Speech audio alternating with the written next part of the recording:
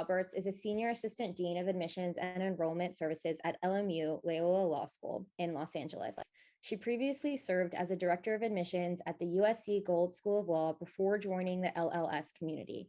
Before moving into the admission field, Dean Roberts worked in the Alumni Development Departments at Southwestern Law School and Loyola Marymount University. Dean Roberts is a member of the Law School Admissions Council Emerging Markets Committee and has served as a member of the LSIC Board of Trustees, Services and Programs Committee, and Investment Committee. She has also chaired LSIC's New Admission Personnel and Faculty Members Workshop Planning Work Group, Diversity Committee, and DiscoverLaw.org, plus that's capital PLUS Subcommittee. Ms. Roberts is former chair of AALS, that's American Association of Law Schools, Prelaw and Admissions Section, and was a member of AALS's Executive Committee for the part-time section on legal education. Her other service includes chairing work groups for the Pacific Coast Association of Pre-Law Advisors, that's PCA-PLA, and serving as a panelist for the Northeast Association of Pre-Law Advisors, that's NAPLA, and the Western region of the National Black Law Students Association. She currently volunteers with the POSSE, that's capital POSSE Foundation, and the LEAP, that's capital LEAP Fellowship Program. Welcome, Jannell. Thank you so much. It's my pleasure to be here. Okay, great. All right. So just right off the bat, can you give us a little bit of information as to what led you into higher education admissions? So I am a first generation student, and I have always felt that higher education was such an important moment, such an important experience for any student to have, first generation or otherwise. And so after I went through my college experience at LMU, I had a job in banking, which was fine, but just fine. And so I always tell my daughter, never aspire to fine. But I found myself working at a law school in Southwestern, as you mentioned, in the alumni relations office, and I loved it. I love the opportunity to work with students. I love the opportunity to work with alums. I love the opportunity to work with other higher education professionals, faculty members, the whole 9 yards. And so from that experience, I had an opportunity to eventually transition into admissions. And that experience really became my home base. I like to say that higher education is my passion, and law admissions is sort of the baby of that passion. It really gives me an opportunity to work with students, from being their counselor and advisor to being their cheerleader. It gives me an opportunity to provide access and opportunity to students who may not have thought that they were possible based on their background or where they come from. And it gives me an opportunity to help people present them their best selves in the application process, which can be stressful and frustrating and incredibly long in terms of the amount of time it takes. So all of these things were really important to me because in some ways it feels like a service profession. Certainly I'm doing great work as we enroll the class every year and enroll the remarkable classes that we have at Loyola. But on a very micro basis, I'm able to work with students, work with faculty, see their incredible success from the time that they enroll, their time through a student, then when they become an alum. And so all of those things sort of hit home for me in terms of my progression in legal education and specifically admissions. Incredible.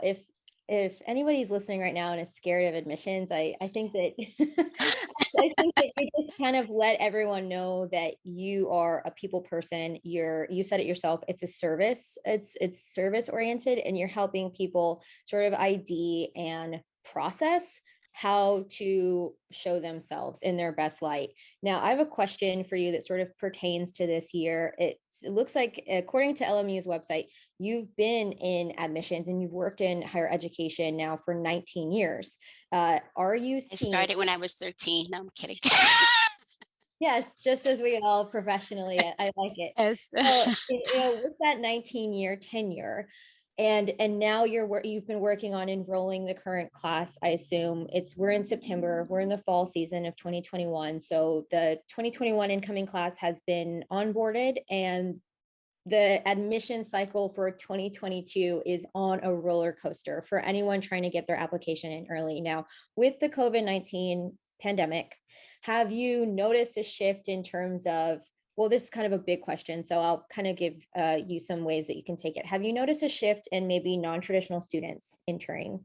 Or have you noticed a shift in maybe just general like collective mindset coming in, or a shift at all? I'll leave it open-ended there. So definitely a shift. And I actually think that shift started in 2020, and there were many external variables for that, from the election of 2020 to, the controversy around the presidency at that time, to people being really passionate about, issues occurring in the Supreme Court. And so I think what happened is you had a lot of moments from, the social justice moments and the incredibly tumultuous year that 2020 was, even starting at the end of 2019. And so law school became a way that people could think about making a difference and having an impact. And when we talk to students, that's what they say. And I really I really believe that began at the end of 2019 and continues to this day. And so it's why when you look at the application volumes for 2020, you see national pool was up almost 13%. Loyola's cycle was up almost 19%. People were really interested in law school. And even with the pandemic, for those who maybe paused because they wasn't sure, I don't know if I want to go to school virtually. A lot of schools were doing virtual school. Then you sort of had another bump of those people once we sort of got back to normal. We're still getting there, and really being able to achieve a dream. So I think it's a coalescing of many different things: a passion for social justice, a passion to have an impact and to make a change. And then all of the other things in terms of why people are interested in law school: because they want to change their life, because they want to change their community, because, they're intellectual nerds, and law school is for nerds of all kinds, but especially the intellectual ones. And so I think what we're seeing is a moment that sort of captures all of those things happening at the same time and sort of overlapping one another. Yeah, absolutely. So brilliantly put in terms of the coalescence and that collective mindset sort of shifting, and people saying, okay, I want to go to law school. So we're going to talk a little bit about the LSAT, the law school admissions test, but just to stay on board with what you're mentioning and this sort of maybe life-changing moment, or wanting to change the world, right? Maybe wanting to be something in terms of what the world is all going through. Let's talk about the personal statement. Yes.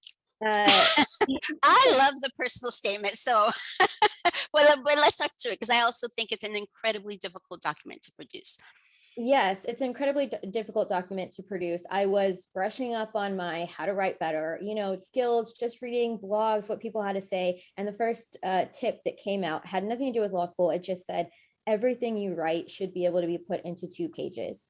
And that touches base on the fact that you mentioned that on a micro level, you can help people sort of process their own life and their own experience to present themselves. And that is what I believe the personal statement does. Do you have any maybe advice for someone who's just sitting down to write their personal statement and they're sort of overwhelmed? Yes, and I said it's my personal favorite, so personal statement, so no pun intended, but it's such an important document, and it is the document that every admissions professional uses to find out about a candidate. And so it is supposed to be tough, because it's not meant to be an exercise that you do in an hour. It's supposed to be an exercise where my first recommendation is you sit down and you start writing, and that may become 10 pages or 12 pages or however many pages. And that sort of process will help you start to analyze and really hone down on what parts of your story you want to share with an admissions committee. What parts of you are important for us to know as we think about welcoming you to our community. What are you passionate about? Why do you want to go to law school? All of those things. And so I think, rather than getting stuck and say, well, I can write about this, I can write about that. And I think sometimes we have that paralysis, because it's like, oh my God, I can do so many different things. Just start writing, and you can become, the really strict editor and the really strict person critiquer at a later point. But it should be something that takes time. It should be something that you're writing, that you're going back to in a week or two, in the same way that many prospective students approach the LSAT. And everyone knows the LSAT is the most difficult part quantitatively about the process, right? Because it is an important part of any candidate's file. The personal statement is the most important qualitative document. And so you should be thinking about a schedule that allows you, maybe not the 8 months you take to study for the LSAT, but it shouldn't be 8 minutes, right? It should be really thoughtful, really well constructed, really well written. And when I read it, I should have some sense of who you are, and I should feel really excited about admitting you to Loyola. So those are some things. We do sessions just on personal statements, so I could say a lot more. So what I would recommend is start writing, get it to a place you're comfortable, and then let someone else read it. Prelaw advisor, faculty member, that's one of your favorites, person you're working for at a clinic, all of those things. So. Wonderful. I love that moment on the personal statement.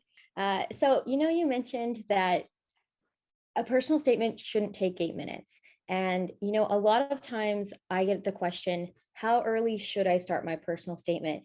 And a lot of people are going to say, there's not a perfect formula for that. And the face that you've just made, it looks like there may or may not be. What are your thoughts on that? So early in terms of like how far back in their life they should go, or just how much time they should take?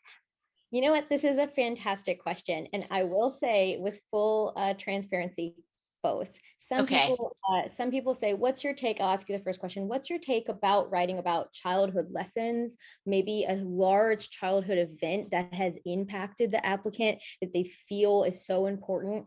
What are your thoughts on that? No, it's a great question. So, and you hear my dog also in the background, so also likes to listen to Mama talk. So if you hear him in the background, just ignore him. I think that if something has really resonated with something is a seminal experience, you can talk about it. And it's okay if that experience happened to you when you were 13.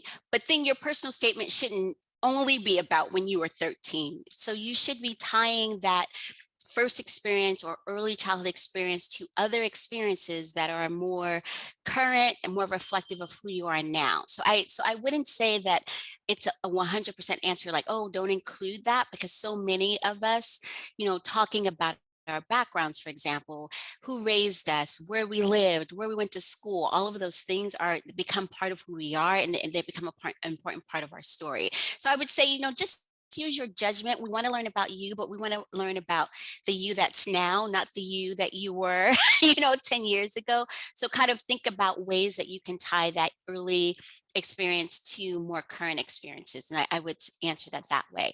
And then with respect to how early you start, I think the earlier the better. I think one of the things that we see candidates do is prepare for the LSAT, and then they take the LSAT, and then it's, December 31st, and like, oh my goodness, I better write my personal statement. So kind of find time in whatever your sort of application process time is, like however many months you think, okay, I'm going to do this in the summer, I'm going to apply to law school in the fall, and think about ways to scheduling your personal statement drafting during that same period of time. And so, it's going to vary, and I think that's okay. Some people are going to take a couple of weeks, some people are going to take a little bit longer. And I think that that's okay, because it'll depend on your schedule. If you just want to end up in a place with your personal statement is something that really reflects you. It's such a great way to put it, in terms of finding that balance, like trying to find space for yourself and make space for yourself, especially if you're trying to get into that a little bit of an earlier deadline. And it's sort of common knowledge, or it's said and put around a lot, that putting your application in for the fall season in a good place, generally you want to have it in. Some people say by Halloween, some people say by American Thanksgiving, some people say I love that. sort of like the holidays, there's a lot of different information going on there. But I love your point too, putting all your, eggs in the bucket of the LSAT, and then turning around and saying, okay, now how do I write this personal statement? There's something you mentioned about the personal statement that I wanted to ask you about, and it's making sure that it's personal to you and also getting it in front of other people's eyes, right? Having other people look it over. Do you ever have any general suggestions of when somebody is maybe handing it off? Are there certain questions that they should be asking their editors or looking for in feedback? Yes. And so I think the most important way to think about, why am I handing it off to this person is to evaluate, does this person know me, right? Can they give me feedback that's going to be true, right? You don't want someone to tell you it's a good personal statement because they don't want to hurt your feelings. You want someone who's going to be honest and say, hey, you could do this differently, or I didn't really get that part, or hey, you didn't mention that you interned for the Supreme Court, or whatever. So you want to make sure it's a relationship that you trust. And so we generally tell people start with the academic people in your life. So if you are still in school, maybe a professor that you've had over a period of time, start with your sorry, my dog's really going crazy. Start with your academic advisor, start with your mentor, right? So part of your college experience, you probably have one or two mentors on your college campus that you really can go to for advice and counsel and help. And then there are those other people, maybe not family members, but other people that you've worked for who've seen you in a wide variety of settings that can give you that same sort of substantive feedback. So I think you want to think about your relationship. You want to give them time. You don't want to, again, here's my personal statement. It's December 29th. I need this back December 30th so I can submit it on December 31st. You want to give them time, and you want to take their feedback. And I think this goes to your second question. Take their feedback, but understand that it is still yours at the end of the day. And so sometimes, not all advice is created equal. You have to really evaluate if you're being challenged to change something that you think is really reflective of you, maybe kind of where to stick with your guns on those kind of things, and where to take the feedback to make an improvement. Wow, that was really well put in terms of where to discern where sort of the buck stops at, right? It's your application. It is supposed to be a representation of you. And I found myself that I've had someone bring an essay to me, and they'll say, hey, can you take a look at this? And maybe it's like a Google Doc, and it has tons of different editors in there, and every single piece of advice is in there, and it doesn't always turn out best when you're kind of pushing in everybody's. There's something that we were talking about in terms of the personal statement, and it's just making sure that somebody is going to be honest, but that they're also going to say, this sounds like you. And again, I've had a personal statement where it comes across my desk and there's 5 different people's edits still in there, and this person has sort of squeezed in a whole bunch of different things. And that kind of comes to my point of, you're talking about academic advisors. Do you have any general advice, or do you find that somebody is listening to this right now on Spotify, they're on their ride to work, or they're on the Stairmaster at the gym, and they're listening to us and they're thinking, oh no, I've been out of undergrad for 10 years or 10 plus years. Can I reach back out to those academic advisors or those career places in my undergraduate? Do you have any advice for them? I love that question, because non-traditional students are such an important part of our legal community, at Loyola, just in the greater community, because of their experience, and because not everyone decides to do law school right after undergrad or 2 or 3 years after undergrad. Sometimes it's 20 years after undergrad. We had a prospective student who's 59 who attended one of our most recent sessions. And so that moment happens at different places. And I would answer that question and say, just think about the person that knows you well. So that academic advisor that you haven't been in contact with in 10 years probably isn't your go-to person, but you probably are in touch with a mentor or someone you work with, right? You're working at Fox TV, and, your old boss, you've progressed up the ladder and you've been in contact with that person over the years, and, you have a relationship with him or her. Select that person. So it doesn't necessarily even have to be someone in academia. It just has to be someone who knows you well, who has a good assessment of your skills in a professional setting or in an academic setting, and that they can give you that sort of quality feedback that we talked about a little bit earlier. But that's a great question. We love our non-traditional students. They are amazing in the classroom. So if you are thinking about law school and it's been a zigzag journey, I know that some of this is audio, so I won't make the line with my finger. If it has been a zigzag journey, those are sometimes the best stories. And those students bring such a richness in terms of what they talk about in class and how they approach case books and how they approach cases and how they approach discussions. And so use your experience as a plus. It is a plus for us.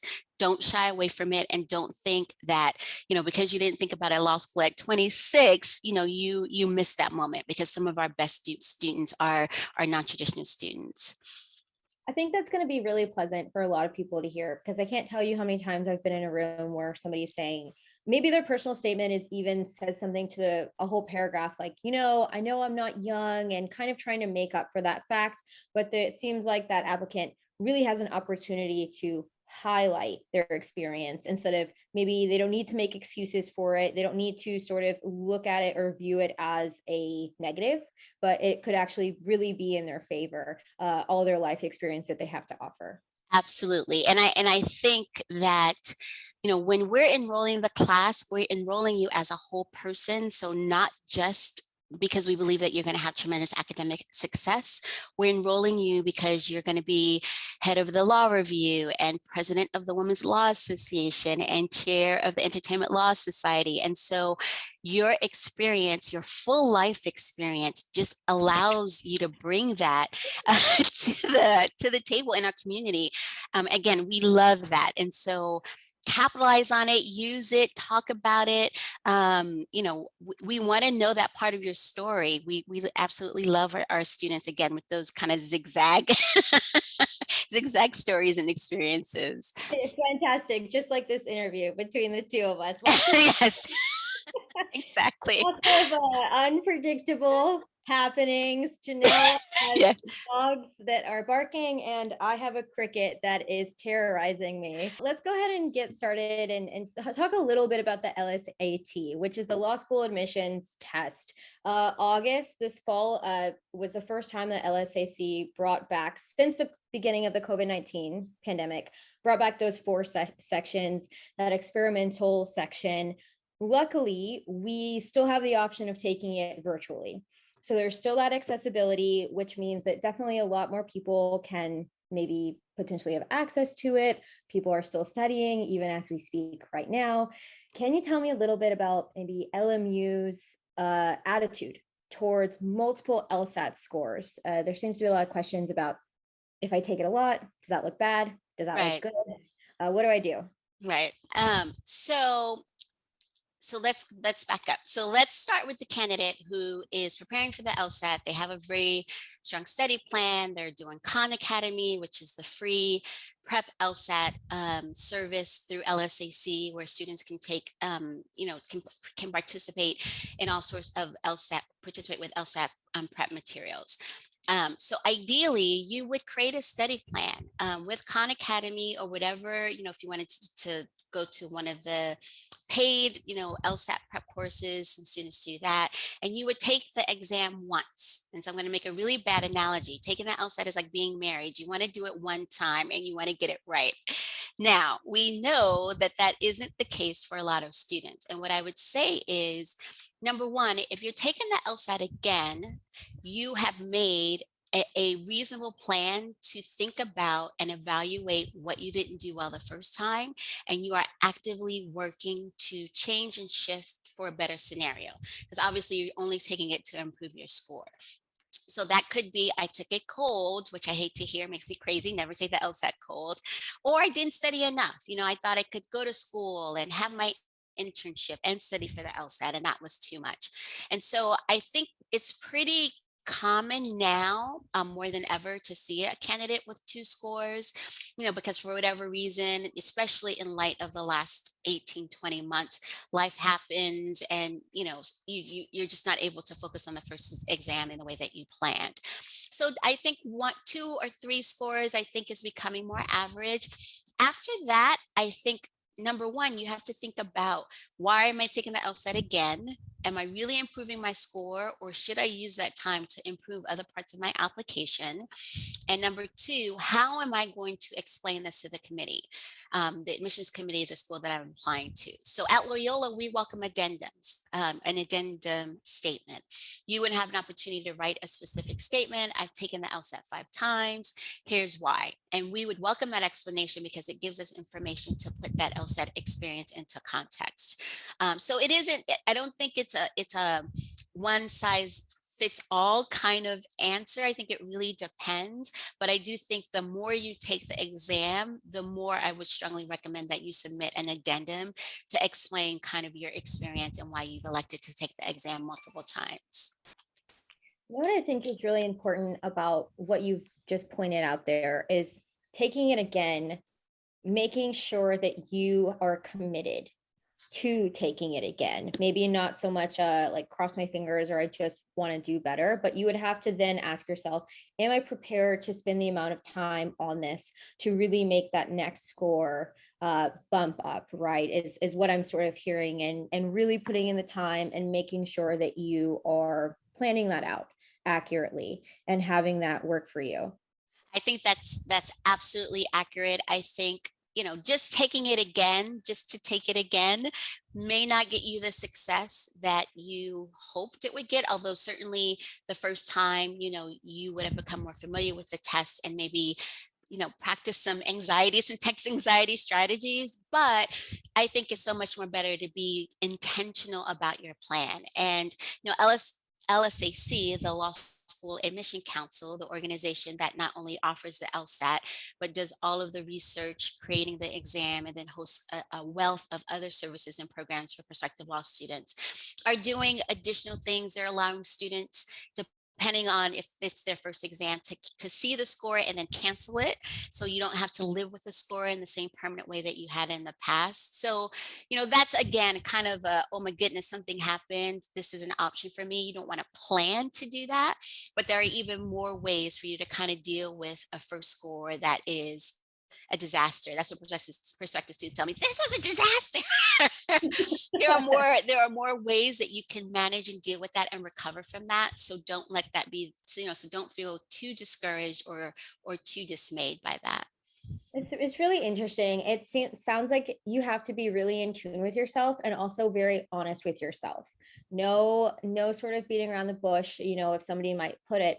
And in terms of, okay, take it when you're ready. Don't take it by the seat of your pants. Or once you've taken it and you feel like, oh my goodness, something disastrous happened. And now when you and I say that, that could be something of the sort like you sat down to take your test and the plumbing broke and your whole house flooded. That would be a Exactly. disaster. Or maybe the internet, the computer crashed as you were taking it. This is sort of, I think, what you're talking about in terms of a disaster, or some horrible, some sort of unforeseen event that could have prevented you from taking the test to the standards that you're capable of. Exactly. I'm doing a lot of nodding of my head for those of you on audio, because yes, everything that you said is spot on. It is a matter of, I think this entire process, and I love that you said that, is about an honest self-evaluation of who you are, how you elect to share that with us, and the things that you learn about yourself through the process that should confirm that this is the right road for you. I want to become an attorney. I want to become an advocate. I want to use my law degree to open up a business or become a CEO or a sports agent, whatever your sort of long-term goal is. And so that honest evaluation and really being true to who you are is a really important part of the process. And the more that you can do that, I think the more you'll find yourself in a place that you'll expect. And hopefully with a bunch of, we don't do this anymore, fat packets. Back in the day when admissions officers used to send in letters, it'd be the fat packet versus the not fat packet. So put yourself in a position to receive as many quote unquote fat packets as possible so that you can have as many admissions offers as you possibly can to consider. Nice shout out to non-traditional students there for the Gen Z that Yes, yes. I have no idea what I'm talking about. Just forget everything I said the last 10 seconds. that was a good thing. If you got a fat packet, that was a good thing, you know. Yes. So just talking a little bit about Loyola Marymount University and the programs that you have to offer, I am sort of thrilled that you have thrown out there, not just, of course, human rights lawyer or attorney, but you kind of mentioned, you know, do you want to work in sports? Do you want to work in entertainment law? And it's especially because of the collective cultural mindset over the last 18 months. It's no secret there is a lot of human rights, maybe even immigration, sort of public welfare. They're sure like people are really wanting to help their own life. Maybe they have an immigration story. There's a lot going on. But I like what you mentioned about being in entertainment or sports. And on that sort of pathway, what programs does Loyola Marymount offer? Or what are some perhaps clinics, or you mentioned the law review, what are some things that people can get active in? Absolutely. And so, you know, one of the reasons why I love Loyola is because the curriculum is so incredibly broad. You really can do so many different things if you spend 3 or 4 years at the law school. From, you know, traditional areas like public interest, we're obviously well known for our social justice and public interest programs. Those are extraordinary and phenomenal.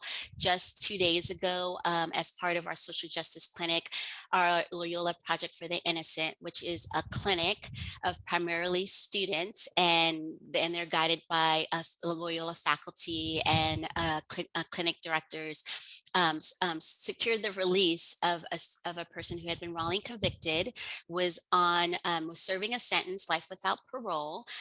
And he was, I believe, the 13th person that was freed through our Loyola Project for the Innocent. So definitely at Loyola, you can do phenomenal social justice public interest, whether it be working with criminal defense or becoming an advocate in education for people who are not having their needs met educationally, to working for immigrant populations, youth, homelessness advocacy, you know, every population that is underserved. I think we have a clinic at Loyola that serves them. But in terms of all of the other things that you can do, we have 11 concentrations. So that means you can become the renowned entertainment law attorney, or take a really terrific tax program or business program or international law program. And those 11 concentrations, I think, do a really good job of marrying what you learn in the classroom. So having a very robust and specific curriculum in that academic area, and then making sure that you're partnering that with experiential learning.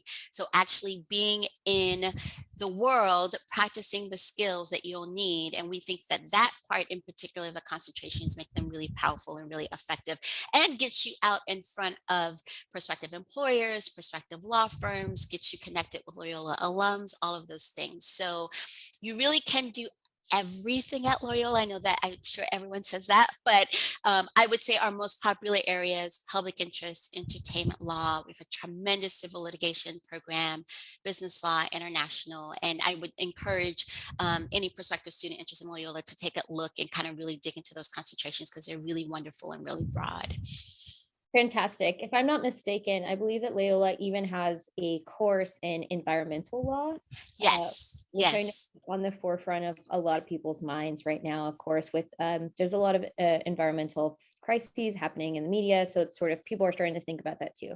Yeah, absolutely. And I think that the most important thing about the training at Loyola is that, you know, we believe that as an attorney, you're going to have such an important set of skills, that those skills are incredibly powerful. You should be a powerful, ethical advocate no matter what you do.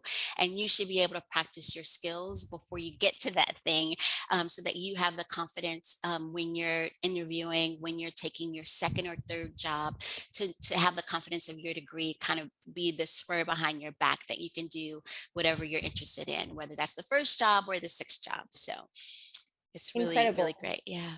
Yeah, and I know that you really mean that in terms of the experience too, because I follow Legal Aid LA on Instagram, and I believe that they have someone, maybe it's a I'm not sure what the term is, apprenticeship or fellowship, uh, Externship for us. externship. Yes, Yes, yes, yes, from absolutely. Loyola Marymount University themselves. So I remember reading that and kind of thinking, okay, wow, definitely there are people from LMU that are out there and getting firsthand experience with working organizations in Los Angeles right then and there. Absolutely. And that's another part of that sort of practical experience. We want to put you in the places so that you can practice your skills. The experiential learning program is incredibly robust with externships like the one you mentioned. And we partner with a whole host of external organizations, and not just in public interest. It could be a government agency. Many students will serve as a judicial extern and work for a judge. And even if you're not interested in being in a courtroom, having that inside experience, students say it's one of the most remarkable things they've done, even if they say, oh, I don't want to do litigation, I want to do transactional work. So that is something that we really believe will make you the very best advocate that we can make you. And so it's so great to see our students have an opportunity to have those experiences. I know I'm definitely feeling inspired myself. Like, wow, it's exciting Good. to talk about sort of opportunity. So I have a few more questions for you about the program. And right now we've been talking about what Loyola has to offer, but it's my understanding you also offer a part-time program. Uh, Yes. could you tell us a little bit more about that? Absolutely. And I was talking about our non-traditional students, and they really are drawn to our evening program. Of course, they attend our full-time day program as well, but our part-time evening program began on day one. We at Loyola actually started as a part-time evening program. And so it was an opportunity for us to live out our mission of providing opportunity and access and an excellent legal education. So some of our most famous alums have graduated through our part-time evening program. And the only difference really is the schedule. And so you're attending classes usually after 6 p.m. We have some really exciting programmatic changes for our part-time evening program that I can't say what they are, but they're fantastic. So we're going to be announcing them in the next few weeks. And so it really gives evening prospective students an opportunity to consider going to law school, but I don't want to let go of that other thing, right? And so I'm an entrepreneur. I have a fantastic business. I can run my business during the day and go to law school at night. I'm a dad, and I'm a stay-at-home dad, and my mom and my wife, is out in the world, making her pathway and her career. And so I stay home and take care of the kids. And these are all real life stories. But while I'm doing that, I want to go to law school because I know at the end of this 4-year journey, I want to become an advocate that does this. And so I think our evening program really provides a really wonderful opportunity for people to both have that other thing during the day, their daytime hours, could be caring for a parent or anything, so many different things, backgrounds that our evening students come to us with. So that part-time program allows them to go to school part-time, same program, same extraordinary faculty, same extraordinary practical clinical opportunities depending on the evening student schedule. We've had years where an evening student has been chair of our law review or a whole host of other things. And so it's one of my favorite programs at Loyola, if I could say that. And it's a smaller cohort. So the other benefit to a prospective student thinking about the evening program is they will go through the program with 40 to 50 people. They will get to know them very well, and they will become an incredible network for each other. And so that is one of the extraordinary benefits of that program. Wow. You know what? I think you've just debunked the whatever myth would have ever float, like come into my mind or maybe somebody's mind of saying, part-time program doesn't have the same oomph as a full-time program. Maybe somebody is not considering that it is the same programmatic lessons that they're going through. Maybe they're not considering that it is same faculty, and then they have that potential to maybe do whatever they need to do, right? If they have some sort of commitment, some sort of livelihood that they would get in the way, or maybe they can't just overlap those schedules. So I think this is really nice and really interesting to hear you talk about the success of people that come from the part-time program, if that's what they need to do for their own careers. Absolutely. And then I would say that the student experience, we make every effort to make sure that we're providing the programs and services for evening students that a day student receives. So as an example, we have a day student bar association, and that's almost like, what we would call back in college days is the student government. So they liaison between students and fact and administration, but they also work with each other to make sure the experience is the best possible experience for students. And so the Evening Student Bar Association works in the same way. And so, our student organizations are also really intentional about making sure that they're creating and have opportunities for part-time students as well. And so, my favorite saying about our evening students is, if you want something done correctly, give it to a busy person. So our evening students are busy, but they are fantastic, and they find a way to do an extraordinary amount of work, and they're committed, and we love them at Loyola. So Speaking of being someone who is a busy person, I speak to a lot of applicants who are they almost sound like they're running when they're talking, and they're talking about their vision for themselves and their vision for law school. And something that is on everyone's lips is scholarship. yes. So it sounds, can I talk to you about financial aid? Can I talk to you about financial aid in terms of incoming students? How much does financial aid kind of sit on maybe that LSAT score, right? That LSAT score, is it a holistic thing? What kinds of opportunities, and how do people find financial aid opportunities for LMU? So great. I love this question. And so I'm really glad we have time to talk about this. So hopefully I will hit on all the things you asked. And if not, I will happy to kind of dig in a little bit. So for us, scholarship is so important, because without that scholarship assistance, what we hear every year is a student can't attend Loyola. They can't attend law school without that assistance. But it is competitive, and it's not so much only the LSAT score, but it is the quality of your file. And so when we talk about all of the different components of your application and us putting those pieces together, like putting a puzzle together to learn about you, when you're admitted at Loyola, the very next thing that we do is we evaluate you for scholarship. So every admitted student is considered for merit scholarship. It's an automatic process. No application is required. So that's a great thing. You don't have to do anything extra. But it does mean that your application materials become doubly important, because they're going to be evaluated across, both of those criteria, in terms of not just, you don't want to just get in, you want to get the best scholarship offer that's possible. Having said that, there are always students, because we have a limited budget, that we don't get to. And so we have, and we encourage students to think about other resources, whether it be through Admissions Dean, which is a really popular law school site, yes, that has scholarship information, or Access Lex, another really important financial aid resource. They do educational program. We're one of their partners, and they have a scholarship database. So what I would say for the prospective student to Loyola is, don't limit your search just to us, because every year, I work with financial aid as well. Every year I see the financial aid record of students, and it's like, ABC scholarship awarded to Jane Smith. And I'm like, that's fantastic. I don't even know what that is. It's fantastic. But that student has taken the time to, apply, research, see what else is out there besides the law school's own financial resources. At Loyola, our scholarships are generally renewable, meaning once you're awarded a scholarship as an entering student, we have a GPA requirement that's like top 75% of the class, not top 25%. So it's very generous academically. And then you would have that experience, you would have that scholarship your upper division years, as long as you met that academic criteria. So that is an important part of the conversation. It is an important part once you get those admissions and scholarship offers.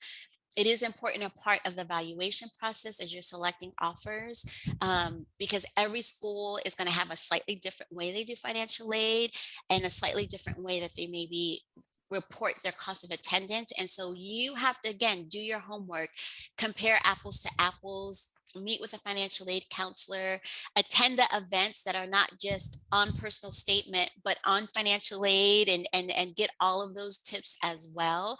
And lastly, I will say with respect to that, and this goes for financial aid and scholarship and the admissions process, apply early. And so we talked a little bit about that.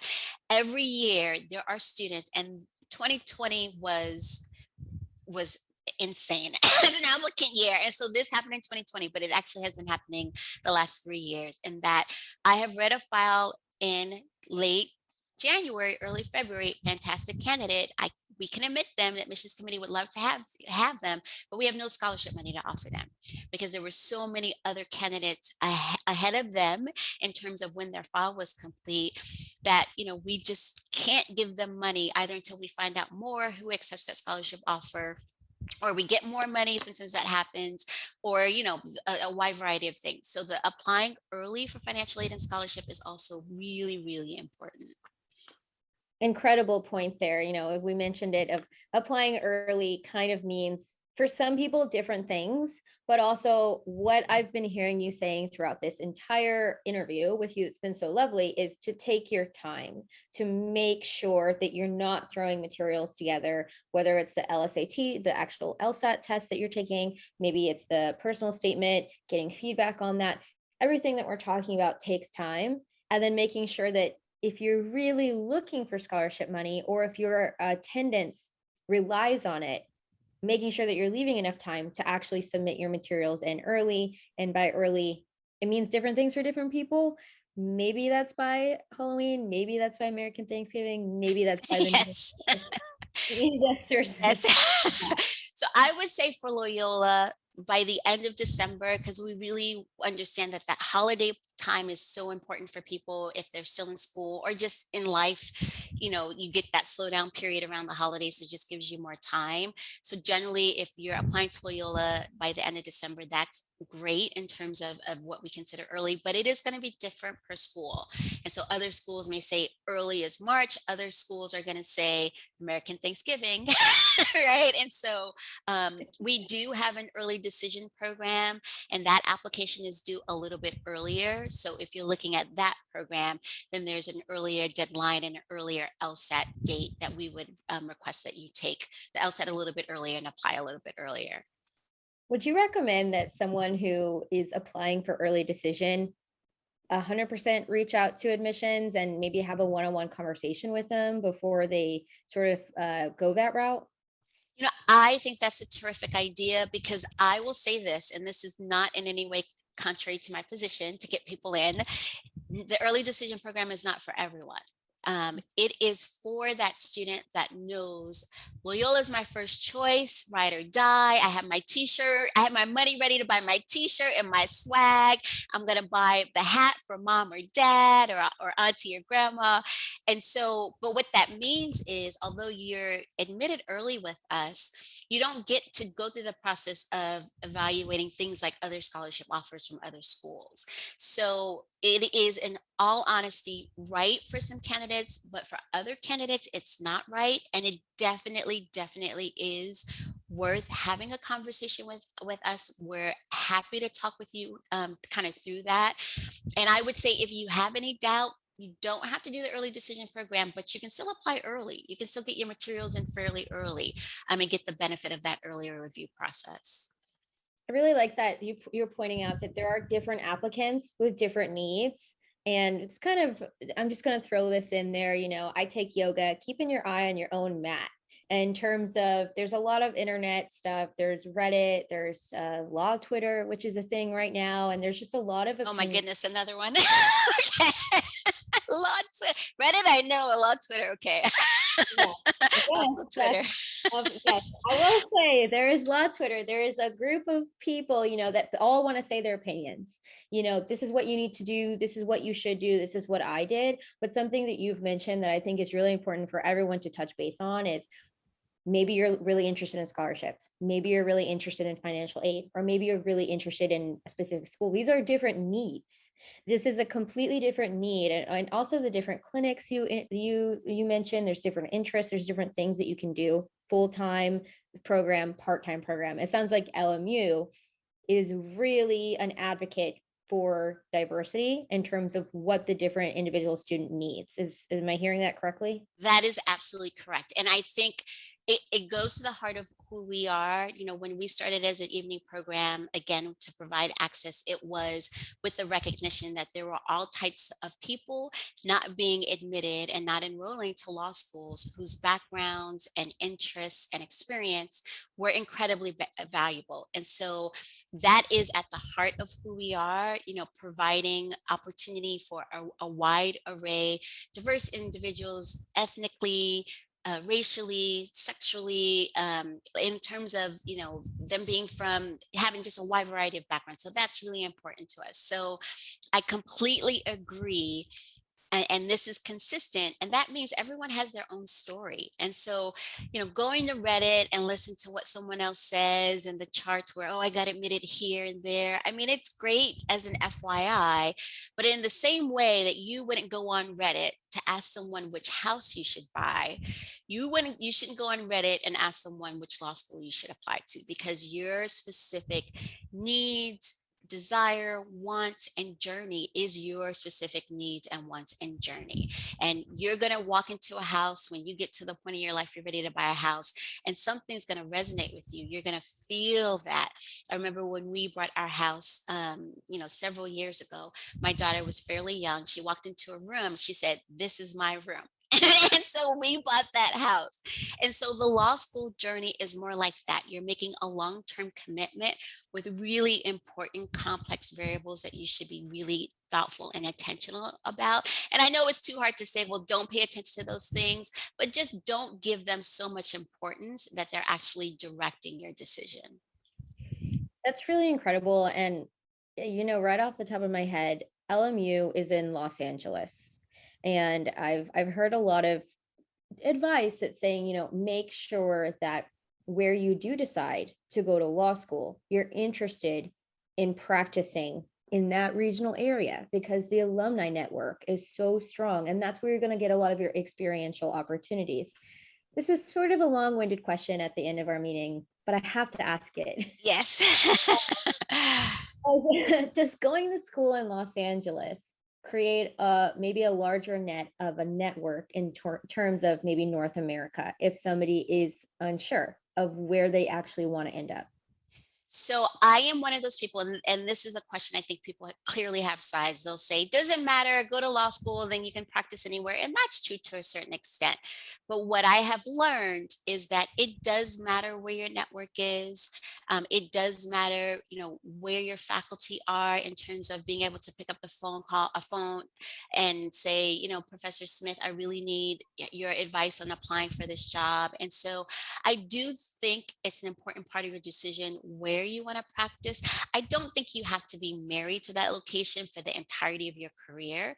And so what we see at Loyola is that we have alums in 50 states, 16 countries, but they generally do begin their career in Southern California because it is where their network is strongest in the West, in California. And I think it is important to kind of have that in your consideration because I think it's a little bit different than undergrad where you can't really go anywhere. And then, you know, you have a BA or BS, you have your bachelor's degree and you're ready to go.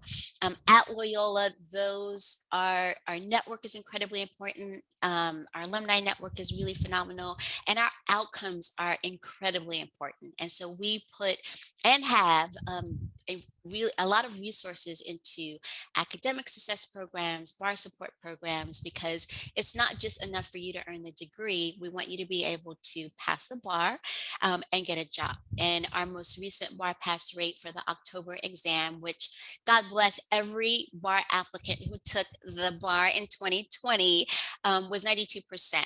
And we think that that is not just a testament of our students and their hard work and their commitment, but the preparation that they have at Loyola to have that really important outcome, because we don't want you to go to school just to be able to have a pretty certificate on your wall at the end.